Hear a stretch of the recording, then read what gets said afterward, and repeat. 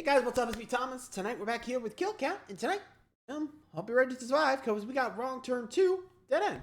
Yep, the Murder Hillbillies are back. Well, we got a reality TV crew to go after. Hillbilly.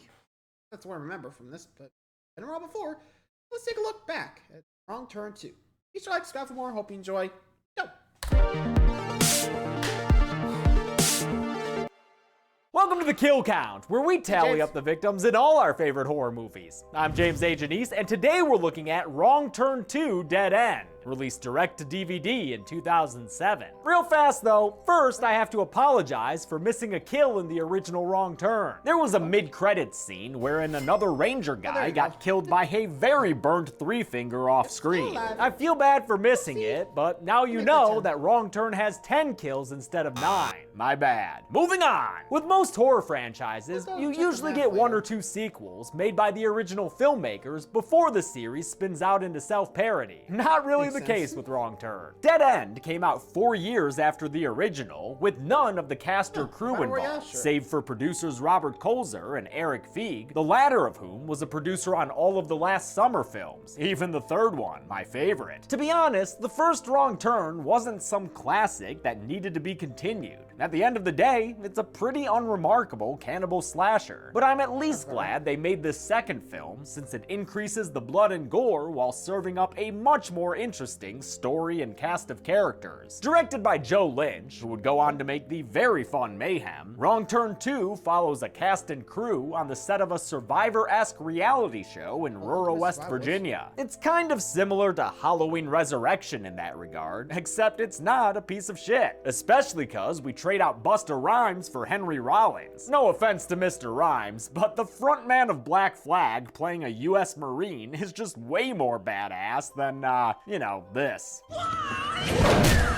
As I mentioned, the sequel really ups the gore, so how about we get a sponsor up in this bitch? If there's one time of day you don't want to see blood, it's when you're grooming yourself downstairs. That's why I'm grateful for Manscaped. Manscaped offers the perfect tools for your family jewels. In fact, the Perfect Package 3.0 kit includes the Lawnmower 3.0, a water-resistant cordless body trimmer that I just tested out last night. And I'm very happy to say that my equipment is nick-free. You can get 20% off and free shipping by using promo code DEADMEAT at manscaped.com. And for a limited time, when you get the perfect package, you can get 2 free gifts as well. This really nice travel bag and some anti-chafing boxer briefs that I can't really show you right now because I'm wearing them. Again, use promo code DEADMEAT at manscaped.com. Your balls will thank you. Now let's see how many survivors we have in this reality show of death and get to the kills.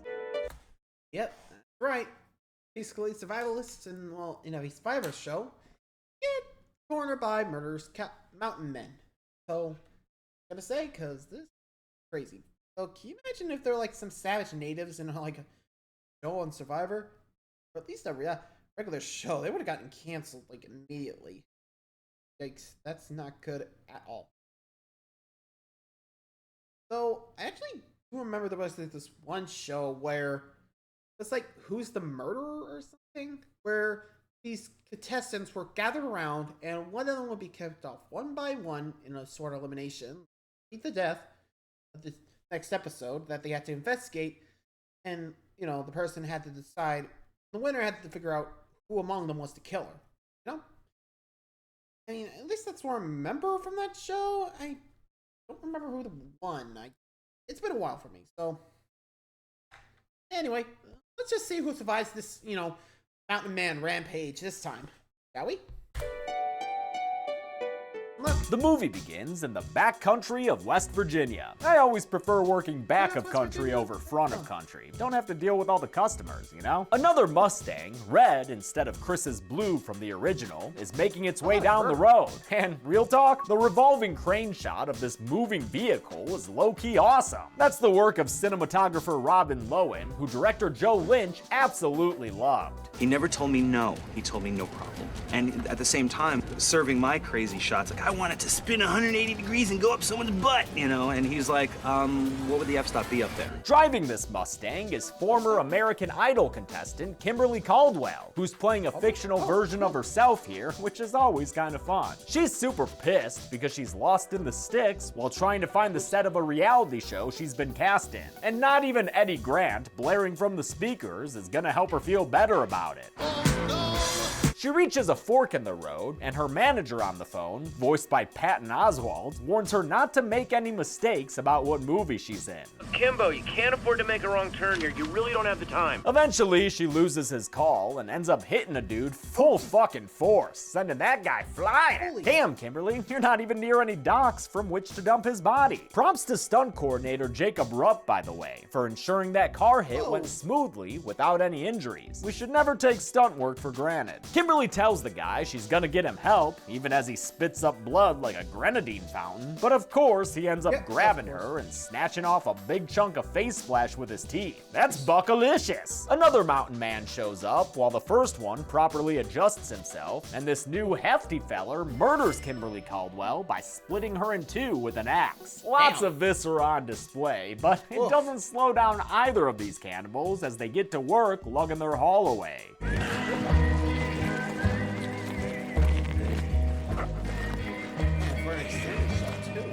This movie's fun music that you just heard is by Bear McCreary in one of his earliest film scores. He's done a ton of great work in horror, but I may have most recently mentioned him in the kill count for the Child's Play remake. Also, since this is an effects-heavy film, let's just go ahead and look at those guys right now too. The makeup effects were designed by Bill Terrazakis, whose work is all over this channel. Most notably in Freddy vs. Jason, where he was trusted with the design of both titular villains, and Final Destination 2, which had all those great practical effects I celebrated last year. Terrazakis' latex mouth for Kimberly Caldwell took nearly 2 hours to apply and caused the singer-host to drool all over the damn place. You drooled on me. I'm so sorry. Also on the effects team was PJ Vincent, who helped make Kimberly's bifurcated body using silicone skin covering an armature skeleton. It took them 2 weeks to build, which isn't a ton of time for something like this, but it still looks frickin' great, right? I mean, Kimberly thought so. They did a banging job, right? Glad she liked it, since she had to do a full body cast to replicate every inch of her. Finally, they used a pretty simple bag of blood and guts for that money splatter shot. Great way to start off your horror movie, Joe. Maybe don't lick that bell. You might get a reputation. The director's kind of crazy. Too late! We're treated to a very intense promo for the reality show Kimberly had been cast in. It's called Ultimate Survivalist, and it's hosted by Colonel Dale Murphy of the U.S. Marines, played by legendary punk musician Henry Rollins. The 6 contestants, as we see, are Kimberly, who sports a lick-on-looking snake tattoo, a skateboarder named Jonesy, who has big Dolph Ziggler energy, and who should probably learn how to edit his audition tapes. No, just that sucked, dude.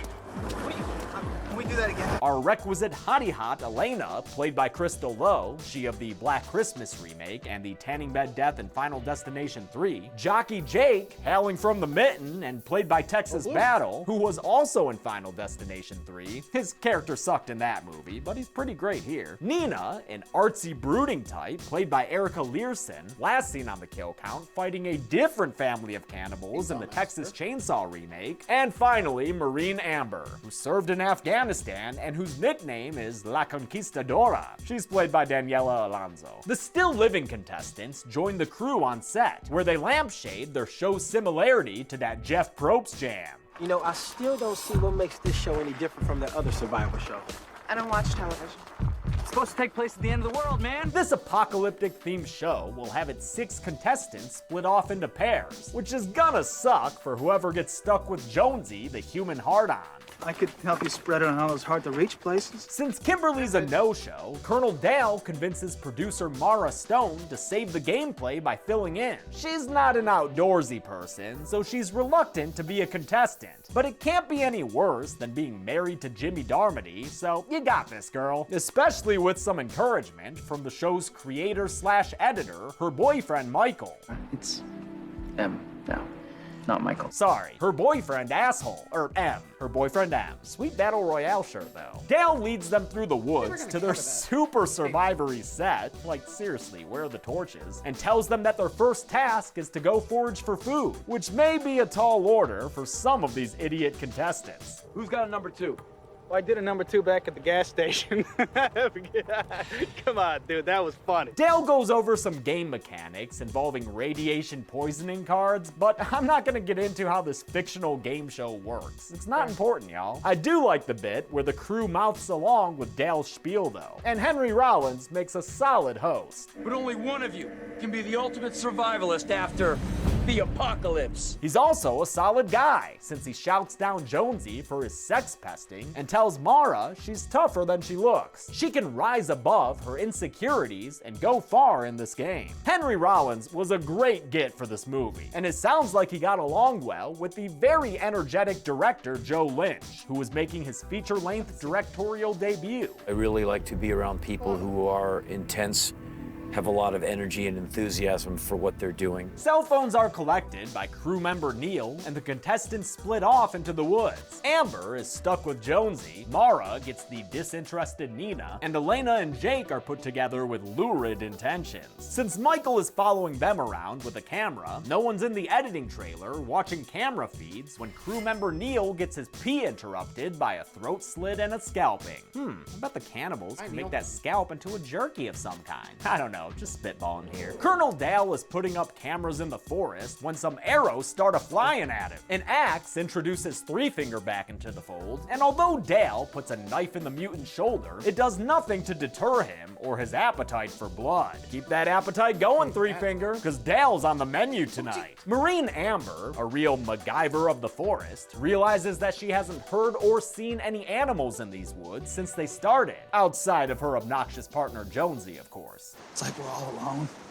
We could get all nasty, nobody'd see a thing, except for 30 million people. She tells him she's not into any guys, because she's a lesbian, which is not the case for Elena, who's trying to make the moves on Jake at the direction of M. For some reason, this dude is trying to shoot a porno, as though that's gonna help him get a deal with ABC. And although Elena goes along with the plan, Jake isn't into it at all. Well, look, man, I'm here to play the game, okay? Elena still wants extra screen time, though, so she gets to work on M's bottom line, not knowing that there's a horny mountain mutant watching them from afar. Mara trips a wire that forces her to deal with one of those radiation gameplay mechanics, and despite her earlier self-doubts, she manages to brave a river like the poor kitty in Homeward Bound and successfully complete the task, which even earns her praise from the prickly Nina. I can't believe I did it!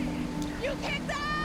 Aw, that's nice. But less nice is discovering that your boyfriend's cheating on you via some poorly mimed fellatio. Mara wants to be done with this game now, but instead of going back to the trailer, she decides to check for a phone in this random cabin right in the middle of the shooting location? Did this show not have a location scout? They should know this place was here. The cabin doesn't have a phone in it, but it... How much would I bet the location scout, if they had one, would have gotten killed by the mountain men? Like, seriously. He saw the mountain men, and the location scout came back and be like, dude, we are not shooting in the woods. I was nearly killed by 3 mountain men who look awful. We are not going there.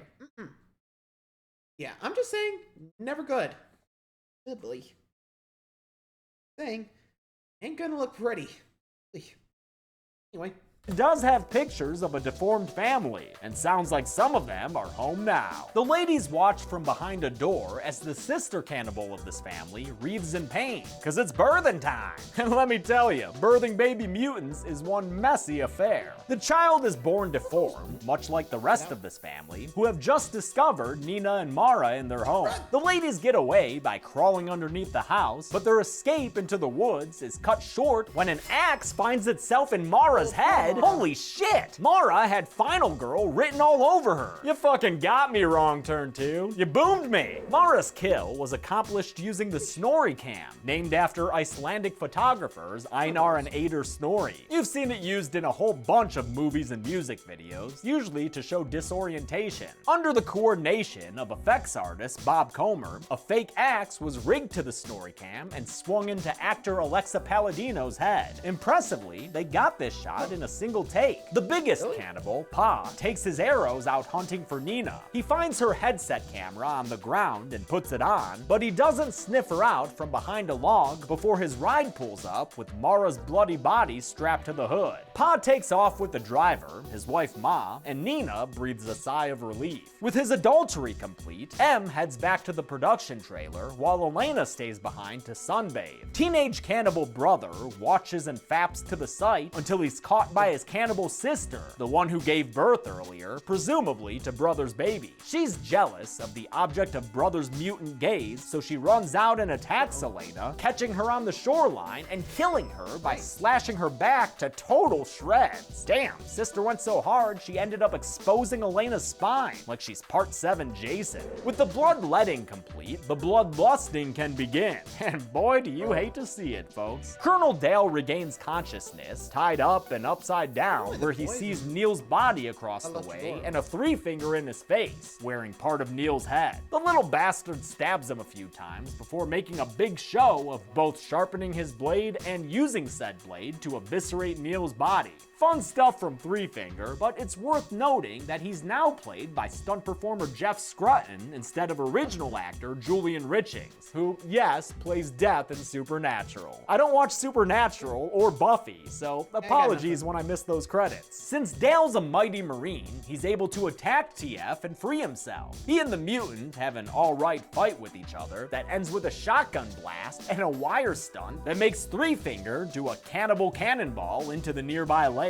M gets back to the trailer and starts to check out all the forest cams, but as he's tending to a technical issue, the headset-wearing Pa climbs into the cab with Ma and they begin to drive it away, just like in the long trailer. And though the M gets attacked, the car keeps driving, and nobody would stop to save him from getting an arrow through the shoulder. Jonesy and Amber come across a campsite filled with food, exactly what they're looking for. Though Amber thinks it's a little too good to be true, they take the meat with them back to their survivor set and share it with Jake, who's also returned by now. That means he's stuck hanging out with Jonesy. Shit ghost. Shit ghosts aside, the 3 contestants get along and open up about what they would do with the prize money if they won. There's actually some shades of character development here, since Jake wants to go into sports medicine after suffering an injury that ended his football career, and Amber wants to free herself from a debt to her father, who disapproves of her sexuality. Nina gets back to the set and tells them that Mara has been killed by cannibal hillbillies, and although Jonesy thinks it's just part of the game, his skepticism is erased when they realize they've been eating some grade A Caldwell steaks, judging by that tattoo right now. Game's over. Yeah, I'd say on-camera cannibalism's probably gonna keep this show from getting picked up. They get back to the RV site and find the trailer gone, causing Jonesy to name drop his favorite YouTube channel.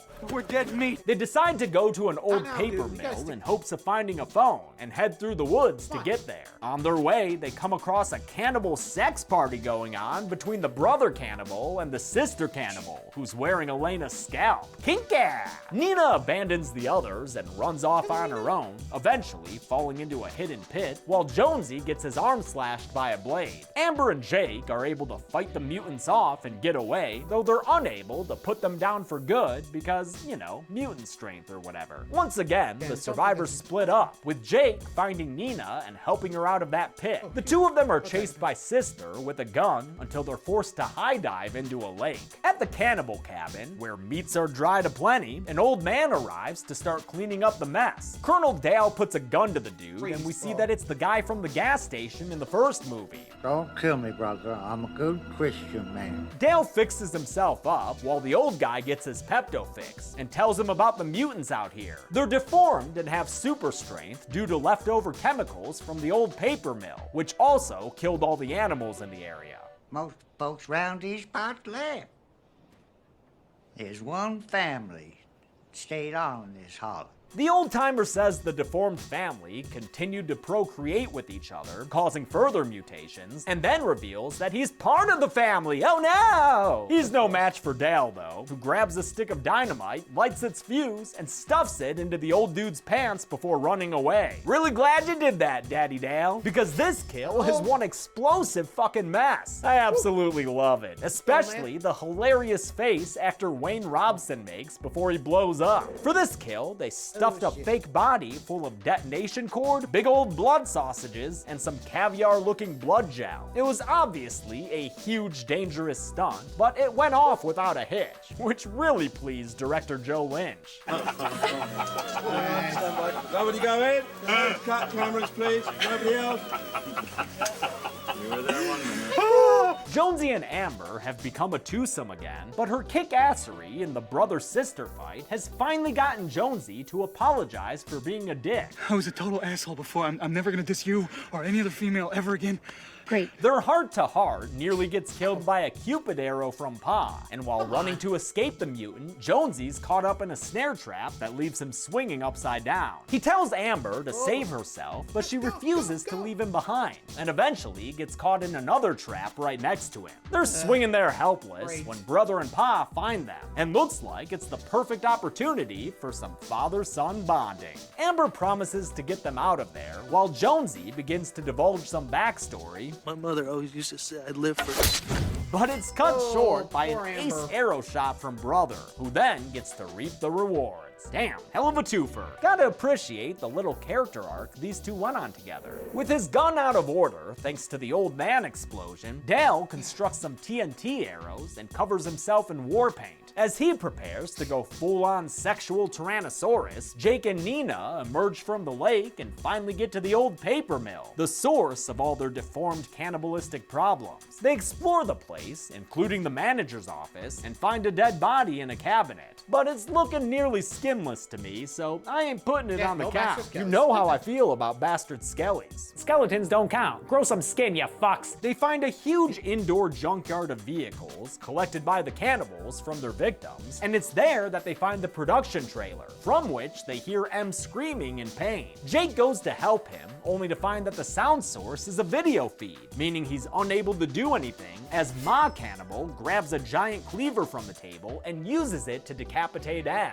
It's done off screen and mostly through squishy sound effects, but she does drop it in front of the camera at the end, so at least there's that. The cannibals arrive and kidnap Nina first, then knock Jake out of the trailer and hog-tie him up as well. These kids would probably be screwed if not for Rambo Rollins over there. It's now up to him to save them from imprisonment from the cannibal family, whose lives have shades of the Sawyers in Texas Chainsaw 2 and the fucked up family in Troma's Mother's Day. Joe Lynch wanted to portray these mutants as a deranged domestic family, not just mindless freaks, even as they tear apart decapitated heads for their best parts. All around solid humanistic portrayals by the mutant performers, including kill count veteran Ken Kersinger as Pa. Kersinger played Jason in Freddy vs. Jason, and, if you'll remember from over 3 years ago on this channel, played a doll machete victim in Jason Takes Manhattan. The mutant's sister knocks Nina out with a gun, and when she comes to, things are even more Texas Chainsaw-y, with Nina in the Sally Hardesty seat of honor for a cannibal feast. They even mimic some of the sound editing from that movie.